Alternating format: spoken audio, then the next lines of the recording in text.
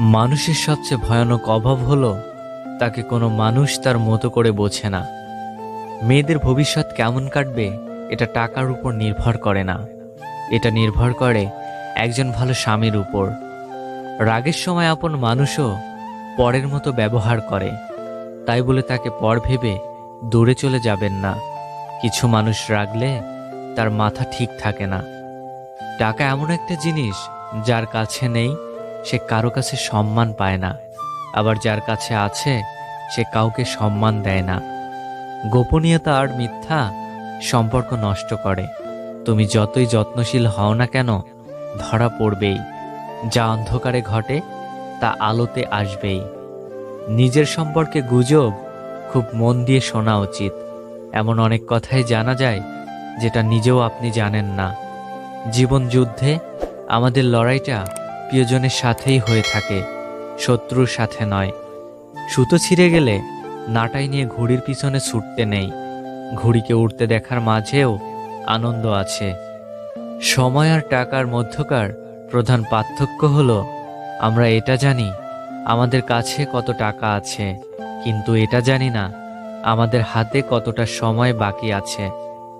শারীরিক সুখ অনুভব করাটাও আনন্দের, যদি স্পর্শকারী মানুষটা ভালোবাসার হয়।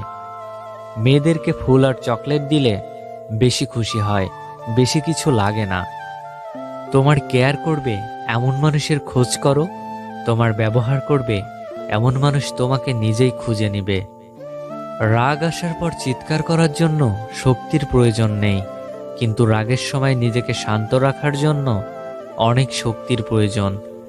খারাপ পরিস্থিতিতে পড়লে মানুষ অনেক না পারাগুলোও পেরে যায়। ধন দৌলত ঐশ্বর্য সবটাই হলো ক্ষণিকের। এসবের পিছনে ছুটে অনেকে খোঁজ রাখে না আসল জীবনের। জীবনটা সুন্দর হয় যদি জীবনের সাথে জড়িয়ে থাকা মানুষগুলো সুন্দর রাখে। আমি আছি তো বাক্যটি অনেক মূল্যবান, সাপোর্টের কাজ করে। এই কথাটা শুনলে সব চিন্তা নিমেষেই উড়ে যায়। মনে হয় যতই ঝড় তুফান আসুক, আমার পাশে এমন একজন আছে যে আমাকে সবসময় আগলে রাখবে। ব্যর্থতা আসলে নতুন করে শুরু করার একটা দারুণ সুযোগ।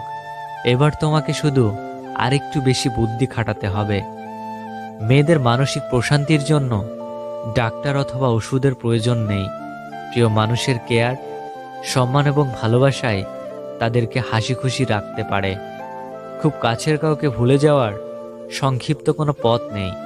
প্রতিদিন মনে পড়তে থাকবে এবং স্মৃতিগুলো কষ্ট দিতে থাকবে।